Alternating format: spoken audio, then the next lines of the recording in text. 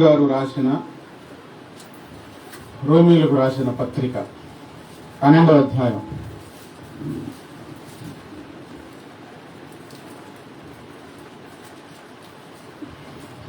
మొదటి వచనం నుంచి 2 వచనాలు. అందరూ మీ చేతుల్లో ఉన్న దైవ గ్రంథం తెరచి 142వ పేజీ రోమీలకు రాసిన పత్రిక, రోమా పత్రిక 12వ అధ్యాయము 1వ వచనంలో, కాబట్టి సహోదరులారా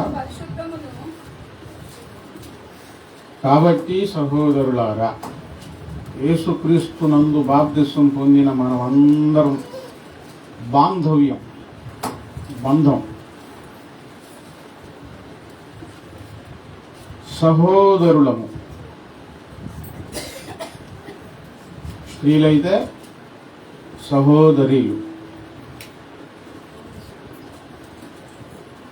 ఇక్కడ దేవుని పిల్లలుగా మన వరుస ఏంటంటే అన్నదమ్ములు, అక్క చెల్లెళ్ళు, పెద్దవారైతే తల్లులు.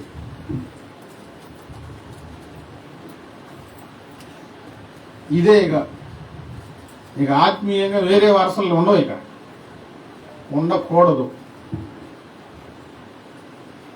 కాబట్టి సహోదరులారా, పరిశుద్ధమును, దేవుని నమ్మిన మనమందరం ఉండవలసిన స్థితి ఏంటంటే పరిశుద్ధముగా. మన పద్ధతి ఇదే, మన ఆచారం ఇదే, మన మర్యాద ఇదే. ఏంటంటే పరిశుద్ధంగా ఉండాలి.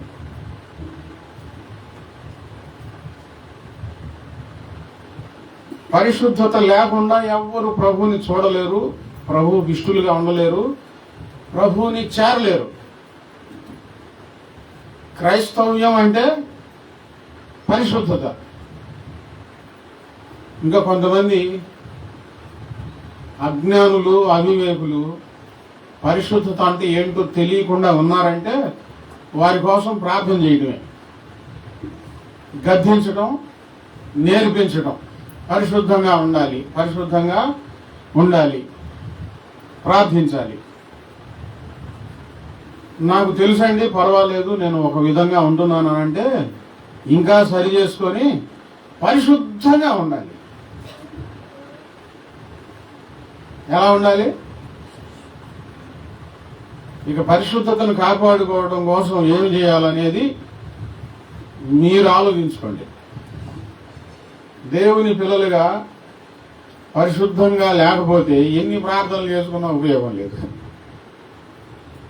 పరిశుద్ధంగా ఉంటున్నానా లేదా అనే ఆలోచన ప్రతి వారికి ఉండాలి. అపవిత్రతకు, అపవాదికి, అపవిత్రమైన ప్రవర్తనకు చోటు ఉండకూడదు. పరిశుద్ధంగా ఉండాలి. పరిశుద్ధమును దేవునికి అనుకూలమైన, ఎవరికి అనుకూలమైన? బాప్తిసం తీసుకున్న తర్వాత, ఒకవేళ తీసుకోకపోయినా తర్వాత తీసుకుంటారుగా, తీసుకున్న వాళ్ళు. తీసుకున్న తర్వాత మన జీవితం దేవునికి మాత్రమే అనుకూలంగా ఉండాలి. దేవునికి అనుకూలమైన, మనకు అనుకూలంగా ఉండకూడదు. మీరు భోజనం చేసినా, పానం చేసినా అని ఆ మాటలు కూడా రాశారు.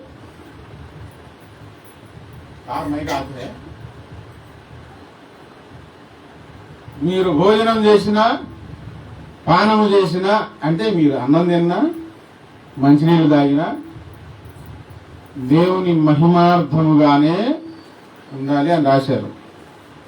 దేవుని మహిమార్థంగా ఎప్పుడు వస్తుందంటే దేవునికి అనుకూలంగా ఉంటే. దేవునికి మహిమ వస్తుంది. దేవునికి అనుకూలంగా లేకపోతే దేవునికి మహిమ రానే రాదు. మహిమ రాదు దేవునికి. మనం ఇల్లు కట్టుకుంటున్నా, స్థలం కొనుక్కుంటున్నా, వ్యవసాయం చేస్తున్నా, వ్యాపారం చేస్తున్నా, చదువుకుంటున్నా, ఉద్యోగం చేస్తున్నా, పిల్లల విషయమైనా, పెళ్లి విషయమైనా, భోజనం చేసినా, పానం చేసినా ఎవరికి అనుకూలంగా ఉండాలి? ఎవరికి అనుకూలంగా ఉండాలి? పాస్టర్ గారు వచ్చి ప్రార్థన చేసేలో అనే 2 జాతులు ఉన్నాయి. ఎట్లా చెబుతారు తెలుసా? పాస్టర్ గారు వచ్చి ప్రార్థన చేసేలో 2 జాతులు. నేను ఎప్పుడు 2 జాతుల గురించి చెప్తా ఉంటాను. ఇక్కడ కులాల గురించి కాదు. మంచి వాళ్ళు, చెప్పండి, చెడ్డవాళ్ళు. ఇవి 2 జాతులు. విశ్వాసులు, అవిశ్వాసులు. ఈ పాస్టర్ గారు అవుతాడు. దేవునికి అనుకూలంగా ఉండదు, పాస్టర్ గారికి కూడా అనుకూలంగా ఉండదు. వాళ్ళకు అనుకూలంగా అన్ని కార్యక్రమాలు జరుగుతూ ఉంటాయి, దేవునికి అనుకూలంగా కాదు. నేను అంటున్నాను, ఆ 2 జాతుల సంగతి మీరు మర్చిపోండి. ఇప్పుడు మనం క్రైస్తవ యుగంలోకి వచ్చాము. దేవునికి అనుకూలంగా మాత్రమే మన జీవన విధానం ఉండాలి, మన ఇష్టం కాదు. దేవుడు పెద్దోడా, మనం పెద్దోడమా? మనకు శిరస్సు అయి ఉన్నాడని రాయబడి ఉంది సంఘానికి. ఆయన ఈ శిరస్సు లేకపోతే మొండెం ఏముంది? భర్త భార్యకు శిరస్సు అయి ఉన్నాడు, భార్య మొండెం. భార్య భర్తకు అనుకూలంగా మాత్రమే ఉండాలి. గట్టిగా రాశారు, మీ భర్తలకు లోబడి ఉండాలి. ఏ విషయంలో? ప్రార్థన ఎగ్గొట్టే విషయాల్లో కాదు, ప్రార్థన మానుకునే విషయాల్లో కాదు, వాక్యానుసారముగా చెప్తున్నాను. వాక్యానుసారంగా భర్తలకు లోబడే ఉండాలి, లేకపోతే దేవుడు లెక్క అడుగుతాడు. అంతే, భర్త శిరస్సు అయి ఉన్నాడు. వాక్యానికి విరోధంగా ఉంటే లోబడాల్సిన అవసరం లేదు.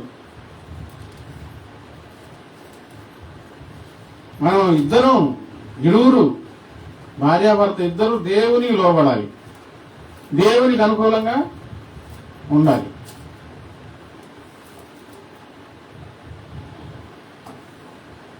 చాలా వార్తలు వినబడతా ఉన్నాయి, భయంకరమైన వార్తలు మన దాకా వస్తూ ఉన్నాయి. వివాహం అయింది, నేను చెప్పినట్టే నువ్వు వినాలా అని భార్య కండిషన్ పెట్టింది అనుకో, అన్ని విషయాల్లో నేను చెప్పినట్టే వినాలని కండిషన్ పెట్టింది అనుకో, దేవుడు ఊరుకోడు. ఈ మధ్య పుకార్లు చాలా వస్తూ ఉన్నాయి వార్తల్లో. సరే, కొన్ని వింటారు, కొన్ని వినలేడు కదా. నీ మనసుకు నచ్చింది నేను వింటాను, నా మనసుకు నచ్చింది నువ్వు విను అని ఇద్దరు కమిట్మెంట్ అయితే అది వేరు. నేను చెప్పింది వినాలని భార్య అంటే ఆ కాపురం ఇక అల్లకల్లోలమే, సరిగ్గా ఉండదు. దేవుడు కూడా ఊరుకోడు. ఇది సహజంగా భౌతికంగా ఈ లోకంలో జరిగిన సంఘటన. ఒక భార్య భర్తకు లోబడకపోతే పరిస్థితులు చాలా దారుణంగా ఉంటాయి కదా.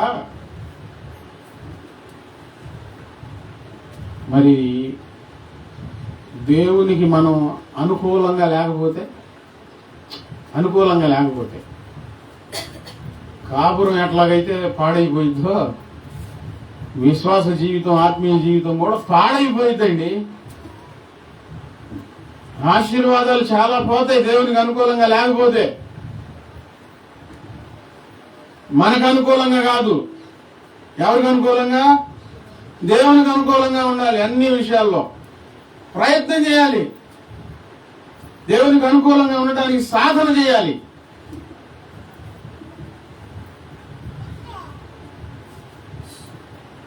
కొన్ని మనకు అనుకూలంగా మలుచుకుంటాం, కొన్నిటికి మాత్రమే లోబడతా ఉంటాం. మనం అన్నిటికీ దేవునికి అనుకూలంగా మారితే ఎంత ఆశీర్వాదమో, ఎంత సంతోషమో. దేవుడు పెద్దవాడా, మనం పెద్దవాడమా? ప్రభువా యేసయ్యా, నా వల్ల కాదులే, నాకు ఇదైతే ఇష్టం ఉండదు, అడ్జస్ట్మెంట్ అవ్వు ప్రభువా అని ఇంగ్లీష్లో చెప్పామనుకోండి, ఇంగ్లీష్ రాకపోయినా అడ్జస్ట్మెంట్లు, సమర్థించుకోవటాలు ఉండవు. ఏది మంచిదో ఆయనకు తెలుసు. ఏ మనుషులు ఎలాంటి వాళ్ళు ఆయన మాత్రమే తెలుసు. నేను పలానా వాళ్ళతో స్నేహం చేస్తానయ్యా, సర్దుకో ప్రభువా అని అన్నావు అనుకో, ఆ మనిషి ఎట్లాంటి వాళ్ళు నీకేం తెలుసు?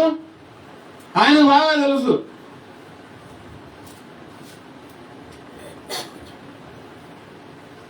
అందుకని ఏం చేయాలంటే అట్లా అనకూడదు. ప్రభువా, రక్త సంబంధమైన ప్రాణప్రియులైన నీకు అనుకూలంగా ఉంటేనే నేను స్నేహం చేస్తా, లేకపోతే నేను చేయనయ్యా అని అన్నావు అనుకో, అప్పుడు దేవుడు నిన్ను చేయబట్టుకొని నడిపిస్తాడు. సంతోషం కలిగిద్ది. ఆయనకు భవిష్యత్తు తెలుసు. ఏ మనుషులు ఎలాంటి వాళ్ళు ఆయనకు మాత్రమే తెలుసు. ఎప్పుడు ఏం జరగబోతుందో ఆయనకు మాత్రమే తెలుసు. ఏ దారిలో వెళ్తే మనకు క్షేమమో దేవునికి మాత్రమే తెలుసు. అందుకని మన జీవితాలు ఆయనకు అనుకూలంగా ఉంటే మంచిది.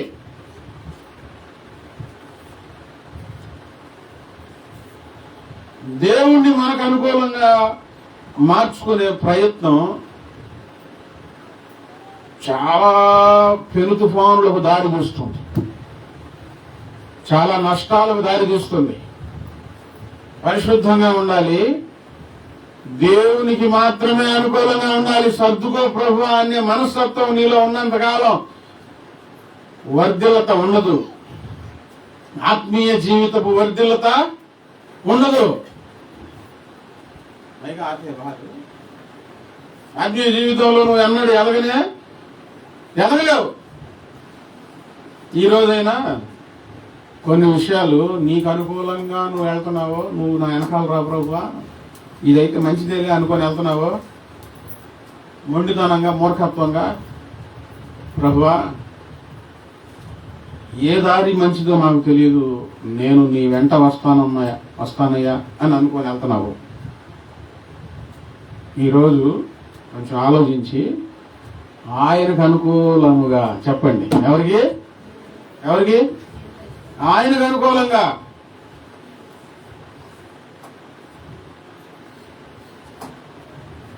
అన్ని విషయాల్లో, ఏ విషయంలోనైనా సరే నీకు అనుకూలంగా కాదు, ఆయనకు అనుకూలంగా నువ్వు ఉంటాను, నన్ను నీవు నడిపించు, నా చేయి పట్టుకో, నీకు అనుకూలంగా నా జీవితాన్ని నడిపించు ప్రభువా. కష్టమైన, నష్టమైన, సింహాల పూనైనా, అగ్ని జ్వాలలైనా నేను ఒప్పుకుంటానయ్యా అని తల ఉంచి ప్రార్థన చేసి మనసారా ఆయన మార్గాలకు అప్పచెప్పుకో. దేవునికి అనుకూలమైన ఓ సహోదరి చెప్తా ఉంది, అన్ని దేవునికి తెలుసులే పాస్టర్ గారు, మా సంగతులు కొన్ని పద్ధతులు తప్పట్లేదు, మరి బాధ వచ్చినప్పుడు ఏడ్చి ఎందుకు ప్రార్థన చేసుకుంటున్నా ఏసై దగ్గర, తప్పట్లేదు అనుకుంటున్నా. అందులోనే ఉండు, అందులోనే చేసుకో. నాకు చేతనైనంత మట్టుకు, నాకు తెలిసినంత మట్టుకు దేవునికి అనుకూలంగా ఉండాలనే నేను వాక్యం చెప్తా ఉన్నాను. ఇప్పుడు మనం బండి కట్టుకొని, మరేమో బొమ్మ పెట్టుకొని, మరేమో ఊళ్ళో చిన్న ఏసై బాబు బొమ్మ పెట్టుకొని బజార్లో ఏమిటి అడుక్కునే ప్రార్థన కాదు మంది.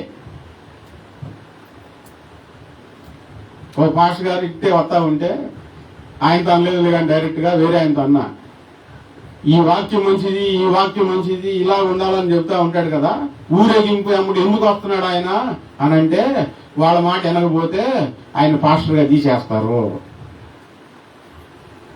అక్కడ ఉన్నది హీరో. బుక్కావాని తైలంలో చచ్చి నీళ్ళు పడితే అది కంపు కొట్టుంది కదా, కొంచెం పులిసిన పిండి ముద్దంతా పులియజేయుడు కదా, బయటికి వెళ్తే మనం సువార్త చేస్తాం. యేసయ్య మన కోసం జన్మించాడు, యేసయ్య మన కోసం చనిపోయాడు, యేసయ్య మన కోసం మరణాన్ని జయించి తిరిగి లేచాడని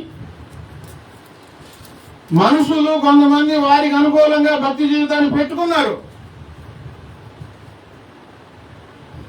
అవన్నీ ఒకరోజు పొట్టులాగా ఎగిరిపోతాయి. ఆ పొట్టులో మనం ఉండకూడదని నా బాధ. గట్టిగా తయారవ్వాలి, గట్టి ప్రార్థనా జీవితాన్ని అలవాటు చేసుకోవాలి. పరిశుద్ధమును దేవునికి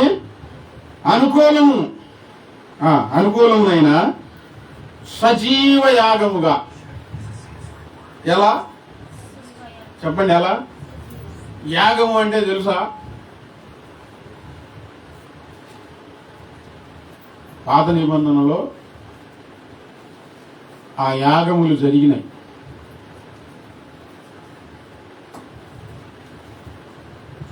ఒక పశువును వధించి దాని రక్తం చిందించి అది చనిపోయిన తర్వాత దానిని బలిపీఠం మీద కట్టెల మీద పెట్టి దహించి వేస్తారు. దాని బూడిద నీళ్లలో కలిపి రక్తంతో కలిపి చిలకరిస్తారు. మనుషులు పాపాలు పోవడం కోసం, ఒక మనిషి పాపం పోవడం కోసం పాత నిబంధనలు ఇంకా యాగాలు ఉన్నాయి. మీరు బైబిల్ బాగా చదివితే ఇంకా లోతైన సత్యాలు చెప్పగలుగుతాను. చదవలేదు కాబట్టి అన్నీ చెప్పినా అర్థం కావు, అన్నీ అర్థం కావు. మీకు బాగా చదవండి, అప్పుడు నేను చెప్పింది మీకు అర్థం అవుతుంది. ఇంకా చాలా యాగాలు దేవుడు చెప్పి ఉంచాడు. మనుషుల పాపం కోసం ఒక పశువుని ప్రాణం తీసి బలిపీఠం మీద పెట్టి దాన్ని దహించి వేస్తారు. అది బలియాగం. యేసుక్రీస్తు వారు కూడా మనందరి కోసం శిలువలో బలియాగం అయ్యారు. ఆయన రక్తం చెందించారు, ఆయన గాయాలు పాలైపోయారు, ఆయన ప్రాణం విడిచారు, సమాధి చేయబడ్డారు. 3వ దినమున ఆయన తిరిగి లేచారు. ఇప్పుడు ఆయన నమ్మిన మనల్ని ఎలా ఉండమంటున్నారంటే సజీవ యాగముగా. ఎలా చెప్పండి? ఎలా? సజీవ యాగముగా మీ శరీరములను సమర్పించుకోండి అని దేవుని వాత్సల్యమును బట్టి బతిమాలు కొనుచున్నాను. బతిమలు ఆడుతున్నాడంట పౌలు గారు. బ్రతిమలు ఆడి పత్రిక రాశారు. సజీవ యాగముగా మీ శరీరాలను సమర్పించుకోండి. వాటినేమో ప్రాణం తీసిన తర్వాత బలిపీఠం మీద పెట్టి దహించి వేసేసారు. ఇప్పుడు మనము సంఘములో సజీవ యాగముగా దహించి వేయబడాలి. దేవుని పరిశుద్ధాత్మ అభిషేకంలో బ్రతుకుచున్నది నేను కాదు, క్రీస్తే నాయందు జీవించుచున్నాడు. ఈ శరీరాలను సజీవ యాగముగా, చనిపోయిన తర్వాత దహించి వేసే వంతు వేరు, బ్రతికుండగానే దహించి వేయడం వేరు. ఇంకా గొప్ప సంగతి అన్నమాట. బతుకున్నప్పుడు అనుభవించకపోతే చచ్చిన తర్వాత అనుభవిస్తారా అండి అనే మాటలు మిమ్మల్ని ప్రలోభాలకు గురి చేసి సాతాను మార్గంలోనికి లాక్కొని వెళ్తాయి. బ్రతుకున్నప్పుడు యేసయ్య నమ్మిన పిల్లలను దేవుడు ఏం చెప్తా ఉన్నాడంటే వాక్యం ద్వారా, సజీవ యాగముగా మీ శరీరాలను సమర్పించుకోండి. ఈ పెదవులతో దేవుని మాటలు మాట్లాడటం కోసం, దేవుని సువార్త చెప్పడం కోసం, ఈ చూపులు దేవుని చూపుల వలె మారాలి. మనసులో తలంపులు దేవుని తలంపుల వలె మారిపోవాలి. ఈ చేతులు దేవుని పని కోసం కదలాలి. ఈ కాళ్ళు దేవుని సువార్త కోసం కదలాలి. ఈ శరీరం అంతా సజీవ యాగముగా దేవుని కోసం మారిపోవాలి. ఈ శరీరానికి కోరికలు ఉంటాయి. శరీర సంబంధమైన మనసుకు కోరికలు ఉంటాయి. వాటిని ఏం చేయమన్నారు? వాటిని చంపండి. ఆత్మచేత మనసు యొక్కయు శరీరం యొక్కయు కోరికలను చంపండి.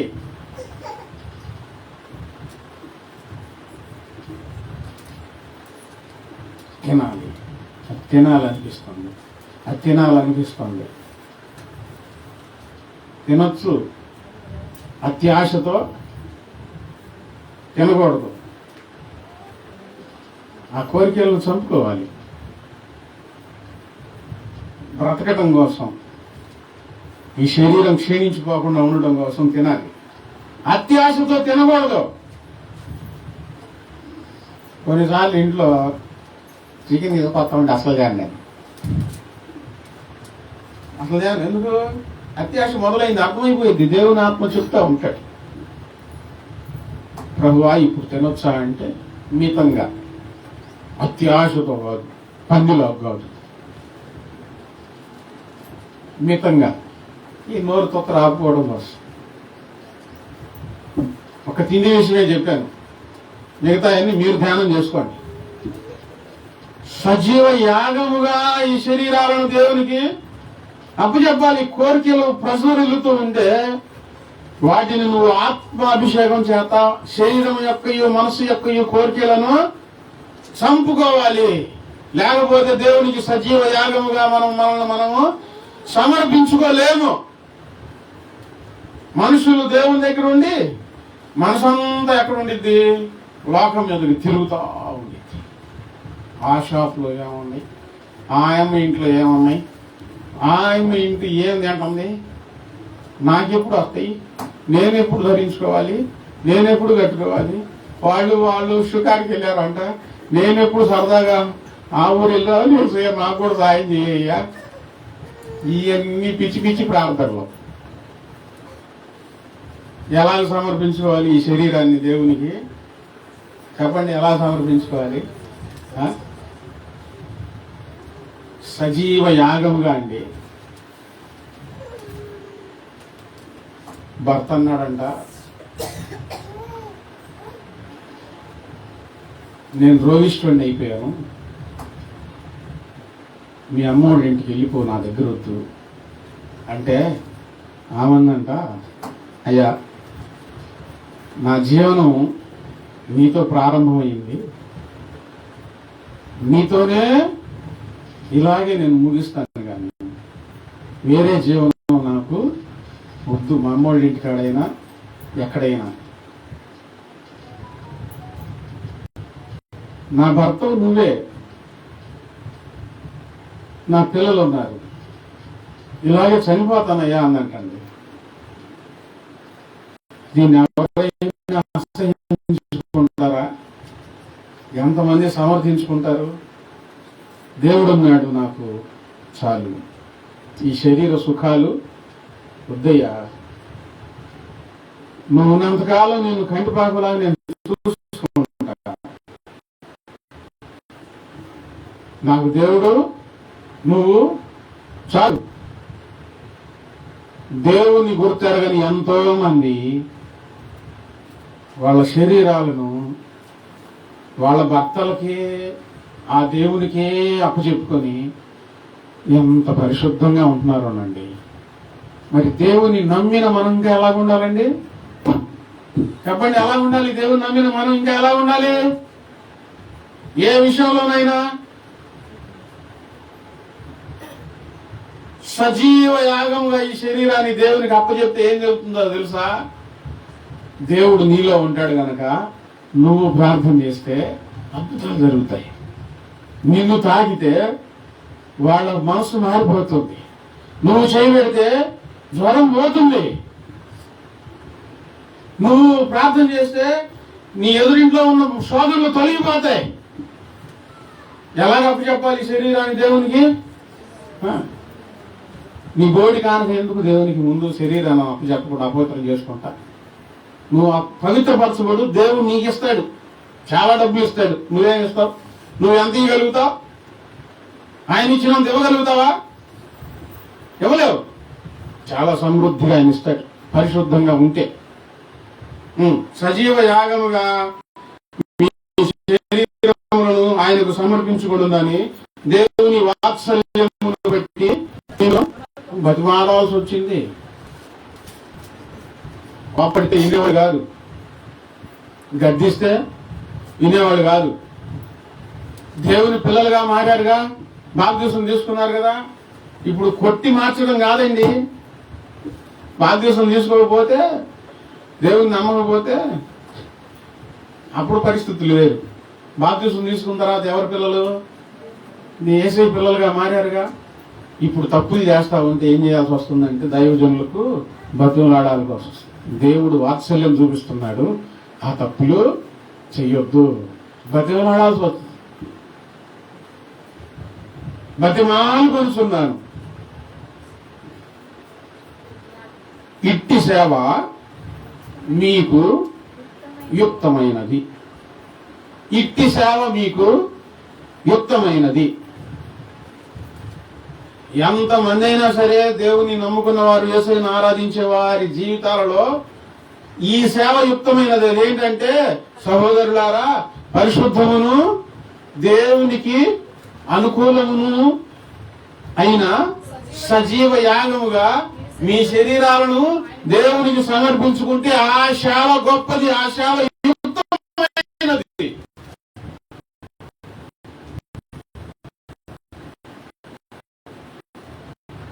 కాదు, నువ్వు పనికిలేని కదా, నీ అంతరంగంలో దాచిపెట్టుకున్న ఆ దేవుని ప్రేమను చెప్పు.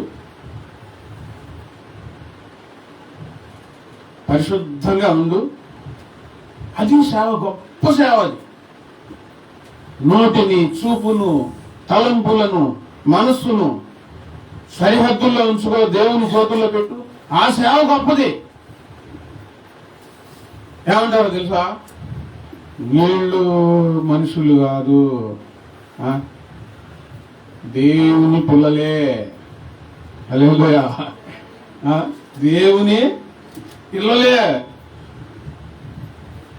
నీకైనా, మీకైనా, నాకైనా దేవుని పిల్లలారా, ఈ వాక్యం ఒకటే, రెండంచుల ఖడ్గం. అది చెప్తూ ఉంటే నన్ను నరుకుతూ ఉంటుంది, వింటూ ఉంటే మిమ్మల్ని ఖండిస్తూ ఉంటుంది, చెప్తూ ఉంటే నన్ను ఖండిస్తూ ఉంటుంది. మనం సజీవ యాగంగా ఈ శరీరాన్ని దేవునికి అప్పచెప్పుకోవాలి. ఈ సేవ గొప్పది. ప్రార్థనకు రాలేకపోతున్నావు, సరిగ్గా ప్రార్థన చేయలేకపోతున్నావు, మనసులో ఆశలు ఉన్నాయి, లోలాపలు కుమిలిపోతున్నావు. ఒక పని చెయ్యి. సజీవ యాగంగా నీ శరీరాన్ని ఆయనకు అప్పచెప్పి ఆయన చూస్తూ ఉంటాడు కదా, బాగా ఏడ్చి ప్రార్థన చేస్తూ ఉండు. నీ ఆశలన్నీ దేవుడు నెరవేరుస్తాడు. ఎవరైతే ప్రార్థన కాగుతున్నారో, అమ్మా నీ భక్తి నేను చూశాను, నీ ప్రవర్తన నేను చూశాను, వెళ్ళు, ప్రార్థనకు వెళ్ళు. ఈ మాటలు దేవుడు మీ జీవితాల్లో జరిగించును గాక.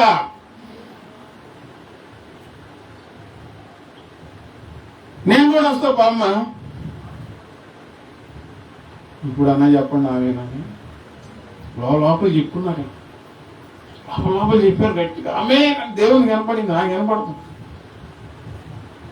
నేను కూడా వస్తాను మా అమ్మ. దేని పెట్టో తెలుసా? వాక్యంలో రాయబడి ఉంది, స్త్రీలారా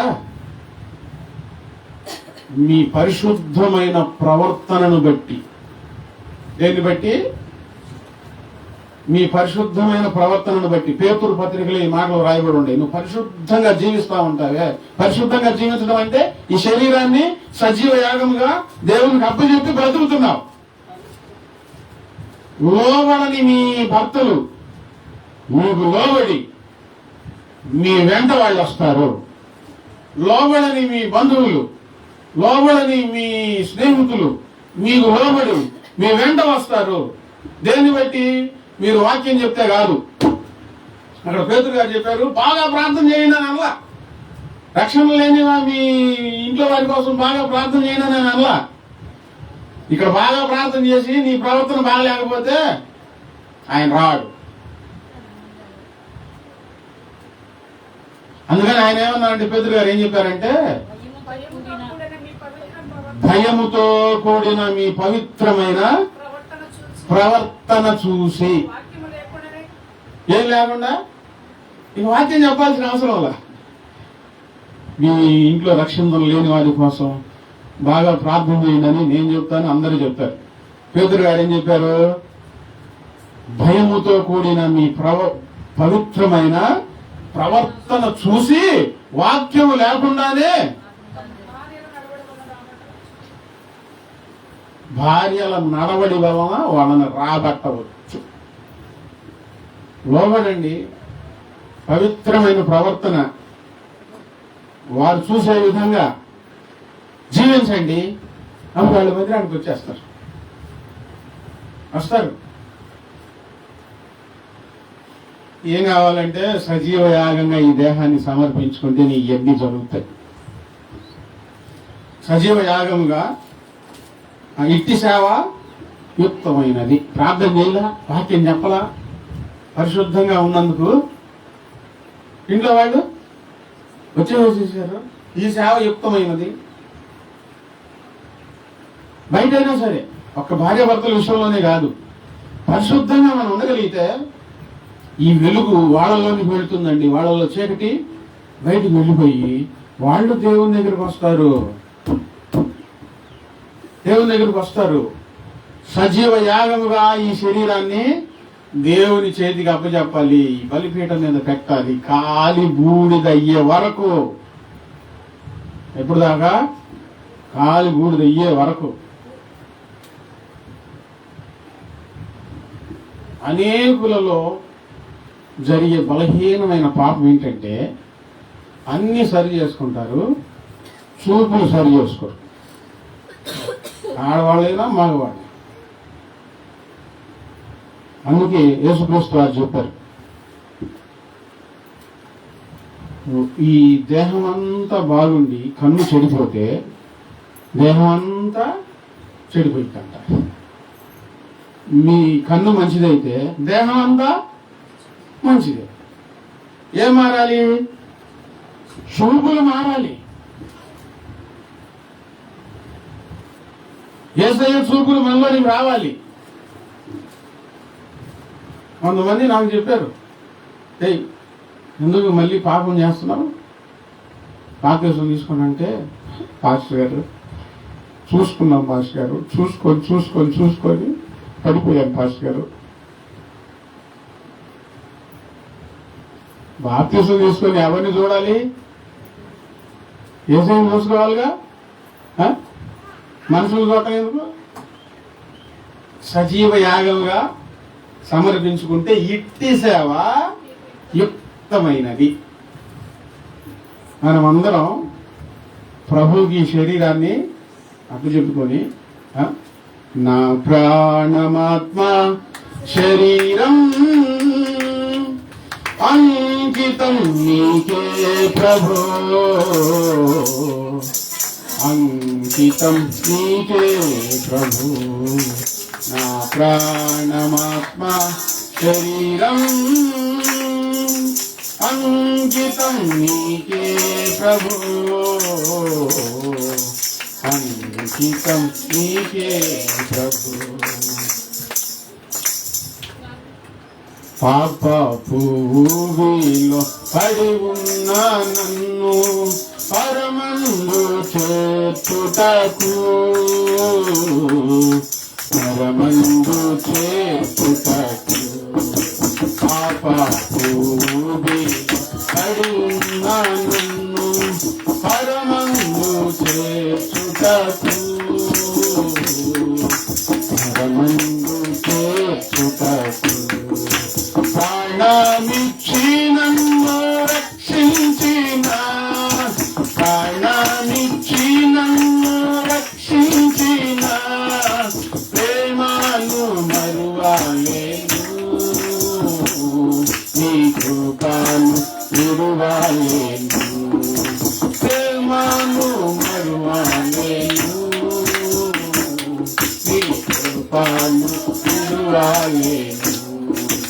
నా ప్రాణమాత్మ శరీరం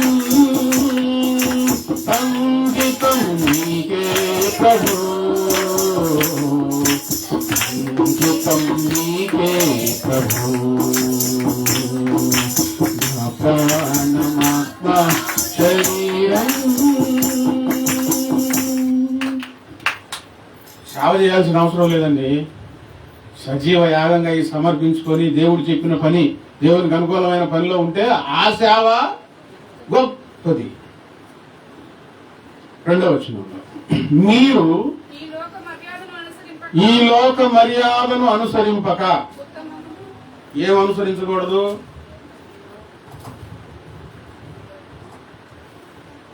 యేసయ్యను నమ్ముకుంటే, యేసయ్యను వెంబడిస్తూ ఉంటే, యేసయ్యతో జీవనం సాగించాలి అని అనుకుంటే ఈ లోక మర్యాదను అనుసరించకూడదు. బైబిల్లో రాయబడిన మాట. అది చేయొచ్చు, ఇది చేయొచ్చు అనే బోధలు ఉంటే అది చాలా తప్పు.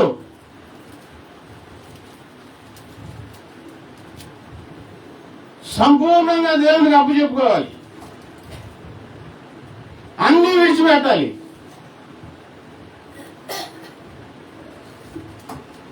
బైబిల్ చదవరు, మీ బైబిల్ అట్లా ఉందా అంటారు. ఉంది, చదివాగా. ఈ లోక మర్యాదను అనుసరించుకోవడం. ఈ లోక మర్యాద ఏంటి? మనుషులు పెట్టిన ఆచారాలు, పద్ధతులు. దేవుని మర్యాద ఏంటి? దేవుడిచ్చిన వాక్యం, దేవుడు చెప్పిన జీవన విధానం. ఇలాగ బ్రతకండి అని. ఇప్పుడు దేవుని దగ్గరికి వచ్చి విడ్డూరంగా చెబుతున్నావే, అది చేయకూడదు, ఇది చేయకూడదు అని బైబిల్లో రాసి ఉంది, చెప్తాం. చేయకూడదు, మానుకుంటేనే దేవుని దగ్గర ఉండండి. అది చేస్తాం, ఇది చేస్తావంటే వాక్యంలో ఏమో రాయబడదు తెలుసా? నువ్వు వెచ్చగానైనా లేవు, చల్లగానైనా లేవని వాక్యంలో రాయబడి ఉంది. ఈ లోక మర్యాదను అనుసరింపక.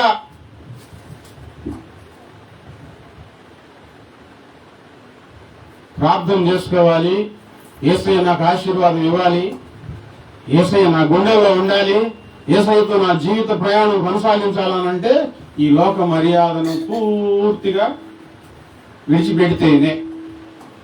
చాలా మర్యాదలు వచ్చినాయండి, అన్ని మనుషులు కల్పించిన పద్ధతులే. అందులో ఒక్కటి చెప్తున్నాను, చచ్చిపోయినప్పుడు ఎవరి విధానంలో వాళ్ళ ఆచారాల ప్రకారం పారవేస్తూ ఉన్నారు. వాళ్ళు పితరుల నాట నుండి వాళ్ళు పెట్టిన పద్ధతుల్లో ఒక కొత్త పద్ధతి చూశాను. చనిపోయినప్పుడు బంధువులు అందరూ వచ్చి ఏం చేస్తారు తెలీదా? ఏం చేస్తారు? వాళ్ళతో కలిసి వీళ్ళు ఏడుస్తారు. వాడు ఏదో ఏడుస్తూ ఉంటే వీళ్ళు కూడా ఏడుస్తారు. ఇది దేవుని మర్యాద. ఏడుపు వచ్చింది, ఏడుస్తాం. కొత్త పద్ధతి ఒకటి వచ్చింది, దేవుడు పెట్టింది కాదు, మనుషులు పెట్టింది. ఆ బంధువుల్లో ఉన్న ఆడవాళ్ళందరూ కలిసి మందు తాగాలి, పాట పాడుతూ డ్యాన్స్ చేయాలి. ఆ మృతదేహం చుట్టూ తిరుగుతూ ఇట్లా అందరు ఆడవాళ్ళందరూ మందు తాగి డ్యాన్స్ చేయాలి. మనుషులు పెట్టిన పద్ధతి. చిన్నగా అందరికి తాగొచ్చు, ఏదో బాగుందని. అప్పుడు పెళ్లి విషయంలో చెప్పారు, చనిపోయే విషయంలో చెప్పాను. పెళ్లిళ్ళ విషయాల్లో, కాన్పుల విషయాల్లో, పిల్లల విషయాల్లో, ఇల్లు కట్టుకునే విషయాల్లో, ఊళ్ళకు ప్రయాణం అయ్యే విషయాల్లో మనుషులు పెట్టిన పద్ధతులు చాలా ఉన్నాయి. ఈ లోక మర్యాదను మీరు అనుసరించేటట్లయితే యేసయ్యకు సంతోషకరమైన బిడ్డలుగా మీరు మారలేరు. అది యేసయ్య ఆరాధన కానే కాదు. యేసుప్రభు గారు చెప్పలా, నా విగ్రహం పెట్టి ట్రాక్టర్ మీద బండి మీద ఊరంతా తిరగండి అని యేసయ్య చెప్పలా. కానుకలు తీసుకోండి అనేసి చెప్పలా.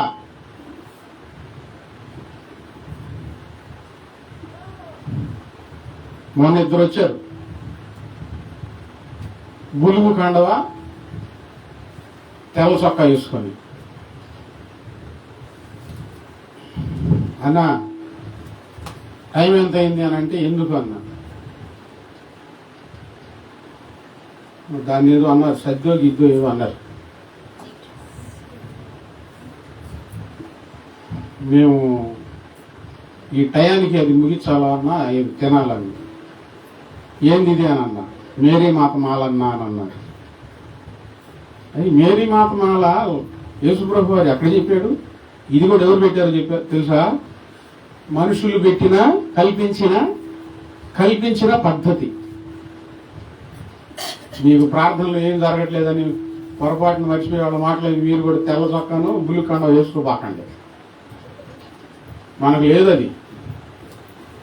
మనుషులు కల్పించిన ఏ పద్ధతి అయినా సరే వద్దు. ఎన్ని రోజులు ఈ మాల అని అడిగా. 40 రోజులు అన్నారు. 40 రోజుల తర్వాత ఏం చేస్తారని అడిగా. 40 రోజులు నిష్టగా ఉంటామన్నా మళ్ళీ మామూలుగానే ఉంటాను. నేను సాయిబులు ఆయన అనుకొని వాళ్ళు చెప్పారు ఈ మాట. నేను వాక్యం చెప్పా. మారు మనసు పొంది పాప క్షమాపణ నిమిత్తం బాప్తిస్మం తీసుకోవాలి. అది దీక్ష, అది మన వ్రతం. ఎందుకు ఇట్లా చేస్తున్నారు అని అంటే ఏం మాట్లాడలా. రే పదంపా అన్నాడు పక్కన పోయి. పదంపా తెలియదు పాపం. నేను అడుగుతా ఉంటే అక్కడ నిలబడలా. మళ్ళించిన పద్ధతులు చాలా ఉన్నాయి. ఈ భూమి ఆకాశాలు చేసిన సృష్టి ధర్మానికి విరుద్ధం. ఆయన మనసులో గాయమవుతుంది. ఆయన బాధపడతాడు. దేవుని నమ్మి ఈ లోక మర్యాదను అనుసరించాల్సిన అవసరం లేనే లేదు. యేసు రక్తమే జయం. యేసు రక్తమే మన కంచె. యేసు రక్తమే మనకు కాపుదల. దేవుడు పెట్టింది ఏదైనా మనం చేయడానికి సిద్ధంగా ఉండాలి. దేవుడు పెట్టింది ఏది మనకెందుకంటే.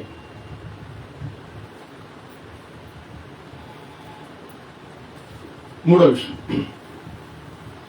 ఈ లోక మర్యాదను అనుసరింపక ఉత్తమమును అనుకూలమును సంపూర్ణమై ఉన్న దేవుని చిత్తమేదో పరీక్షించి తెలుసుకున్నట్లు మీ మనస్సు మారి నూతన మగుట వలన రూపాంతరం పొందండి. ఇప్పుడు మనం చేయవలసిన ఏంటంటే సజీవ యాగముగా, దేవునికి పరిశుద్ధంగా, దేవునికి అనుకూలంగా సజీవ యాగంగా ఈ శరీరాన్ని దేవునికి సమర్పించాలి. 2, ఈ లోక మర్యాదను అనుసరించకూడదు. 3,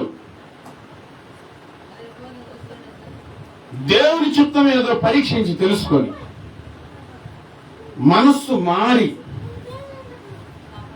నూతన మగుట వలన రూపాంతరం పొందాలి. మనం యేసయ్యను నమ్మిన విశ్వాసులందరూ ఎలా మారాలంటే రూపాంతరం చెందాలి.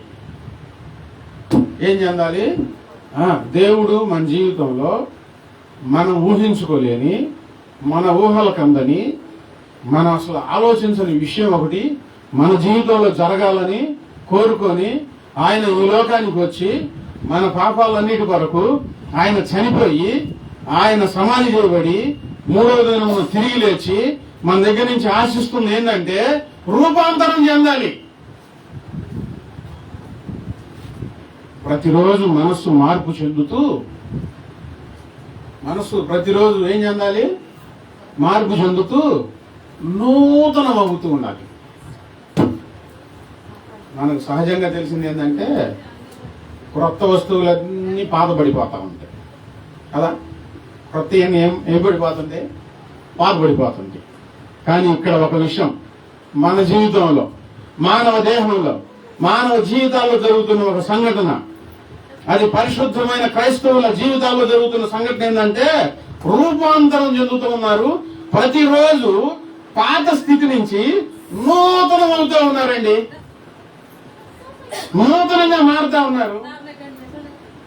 మన భాష నూతన పరచబడాలి, మన వ్యక్తిత్వం నూతన పరచబడాలి. దేవుని దృష్టిలో మన పోలిక ఈ మానవ దేహంలో నుంచి దైవత్వంలోనికి యేసయ్య పోలికగా మార్పు చెందుతూ ఉండాలి. అది క్రైస్తవ్యం అంటే, అది ప్రార్థన అంటే. ప్రార్థనకు అర్థం అది. రూపాంతరం ఎప్పుడు చెందాలి? ఎప్పుడు చెందాలి? అలాంటి టైం ఏమైనా పెట్టుకున్నారా? ఎప్పుడైతే నువ్వు బాప్తిసం తీసుకున్నావో ఆ రోజు నుంచి నీలో అణువణువులో నీ స్వభావం నూతనంగా మార్పు చెందుతూ యేసయ్య పోలిక నీలోనికి వచ్చి రూపాంతరం చెందుతూ ఉండాలి. పరలోకపు మనుషులుగా మారిపోతూ ఉండాలి. ఒక వింత, మనకే ఒక వింత, అది మనకే ఒక ఆశ్చర్యం. భక్తి జీవితం యొక్క మరణం అది. 10 సంవత్సరాలు అయింది, లేదు 7 సంవత్సరాలు అయింది, అంతే మట్టి శుద్ధలాగా ఉండవు, రూపాంతరం చెందల. ఇన్ని సంవత్సరాల ఉపయోగం ఏంటి చెప్పండి? ఇన్ని సంవత్సరాల ఉపయోగం ఏంటి? రూపాంతరం చెందుతూ ఉంటే ఏం జరుగుతుందంటే, పరలోకపు వాతావరణం మన హృదయంలో, మన జీవితంలో, మన కుటుంబంలో ఏలుబడి జరుగుతూ ఉంటుందండి. దేవదూతల స్వభావం, దేవుని స్వభావం మనలోని నింపబడుతూ ఉంటుంది. ఎప్పుడు రూపాంతరం చెందుతామంటే, మనస్సు దేవుని మీద పెట్టి, దేవుని వాక్యం మీద పెట్టి, కీర్తన గ్రంథం 1వ అధ్యాయంలోకి వెళ్తే, దుష్టుల ఆలోచన చొప్పున నడువక, పాపుల మార్గమున నిలువక, అపహాసకులు కూర్చుండుట చోట కూర్చుండక, యెహోవా ధర్మశాస్త్రమునందు ఆనందించుచు దివారాత్రములు దానిని ధ్యానించువాడు. దివారాత్రం ఖాళీగా ఉన్నప్పుడల్లా, దివారాత్రములు అని రాశారు అక్కడ. ఖాళీగా ఉన్నప్పుడల్లా వాక్యం తీసి, ఈ వాక్యం ఇలా ఉంది, నా జీవితం ఎలా ఉంది, నా జీవితం ఈ వాక్య వెలుగులో ఏమేమి పొరపాట్లు ఉన్నాయి, వాటిని తీసివేసేసుకొని ఆ వాక్యాన్ని నీ గుండెల్లో, నీ జీవితంలో అడుచుకున్నప్పుడు రూపాంతరం వస్తుంది. 8 సంవత్సరాలైనా వాళ్ళు ఏం చేస్తున్నారు, వీళ్ళు ఏం చేస్తున్నారు, ఏంది వాళ్ళు అట్ట మాట్లాడతారు, ఈ భాష గురించి ఎట్ట మాట్లాడతారు. నలుగురు అపహాసకులు కూర్చొని చోట కూర్చొని పిచ్చి పిచ్చి మాటలు మాట్లాడేవనుకో, రూపాంతరం చెందుతావా? దేవుని పిల్లలతో కలిసి మోకరించి ప్రార్థన చేసుకుంటూ ఉంటే రూపాంతరం చెందుతావు.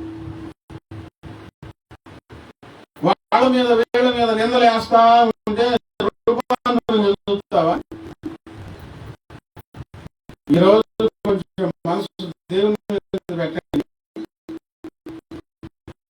ఈ లోకంలో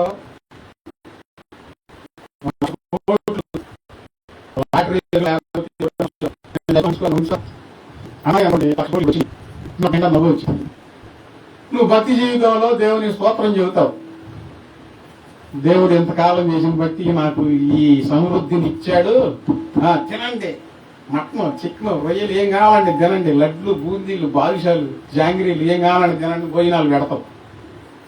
నీ మనస్సు మారలా, రూపాంతరం చెందల. నువ్వు ఏం ఉపయోగం? ఒకరోజు చచ్చిపోతావు. దేవుని దగ్గర ఎట్లా కనబడతావు? రూపాంతరం చెందని ఈ మట్టి దేహం కనబడతావు. మనసు మారలా. దేవుని దగ్గర ఉండాలి కానీ మనసు మారలా. రూపాంతరం రాలేదు నీకు. నువ్వు సాధన చేయలా, దైవత్వంలోనికి మారడం కోసం ప్రార్థన చేయలా, ఉపవాసం ఉండలా, మోకాళ్ళ మీద కన్నీరు పెట్టి ప్రార్థన చేయలేదు, అసలు ఆలోచించలా. ఎంతసేపుడికి సులుపంతా వాళ్ళ మీద, ఏళ్ళ మీద, వాళ్ళ మీద, ఏళ్ళ మీద.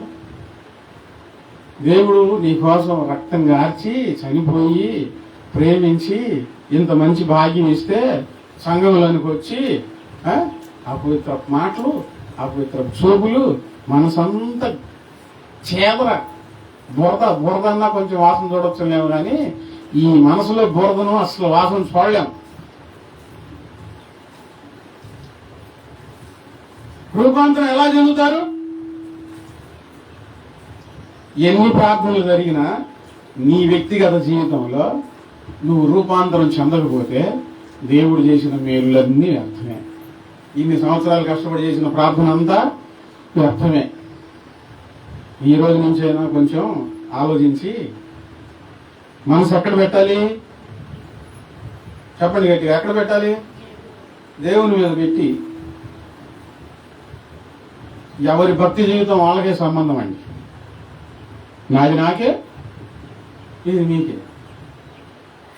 ఈరోజు ఇంకో విషయం చెప్తున్నాను. నాకు అవకాశం ఉంది కాబట్టి, భారం కాబట్టి నిలబడి నేను వాక్యం చెప్తున్నాను. ఏదో ఒక రోజు మీకు అవకాశం రావచ్చు, మీరు కూడా సేవ చేయొచ్చు, చెప్పలేదు. నేనైనా మీరైనా విశ్వాసుల గురించి పౌలు గారు ఏం చెప్పారంటే, మేము బలహీనులమైనను మీరు బలవంతులు కావాలి, మేము దౌర్భాగ్యులమైనను మీరు భాగ్యవంతులు కావాలి, మేము దరిద్రులమైనను మీరు ధనవంతులు కావాలి. పౌలు గారే చెప్పాడు ఈ మాట. నాకంటే బాగా ఎదగండి, నాకంటే ఎక్కువగా ఎదగండి. నువ్వేం అట్లున్నావు, నీ పరిస్థితి ఎట్లుంది అనమాకండి. నాకంటే ఎక్కువగా ఎదగండి, బలవంతులు అవ్వండి అని పౌలు గారే చెప్పారు. ఇప్పుడు మనసు ఎవరి మీద పెట్టద్దు? దైవజనుల మీద పెట్టద్దు. మనసు ఎవరి మీద పెట్టాలి? యేసయ్య మీద పెట్టి ఆయన పోలికలోనికి రూపాంతరం చెందడానికి మీరు ప్రయత్నం చేయండి. అప్పుడు మేము సంతోషిస్తాము మిమ్మల్ని చూసి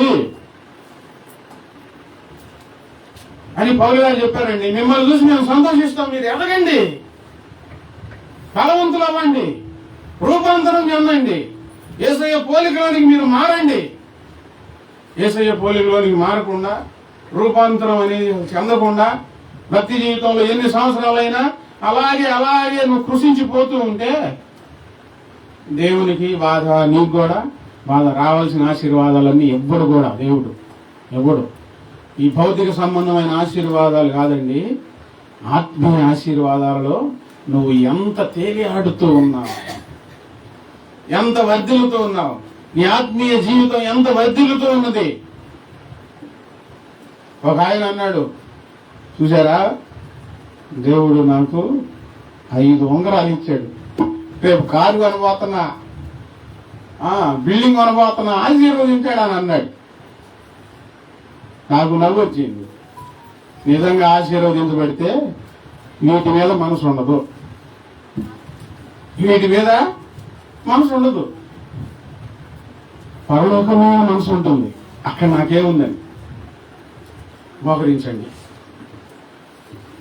3 విషయాలు.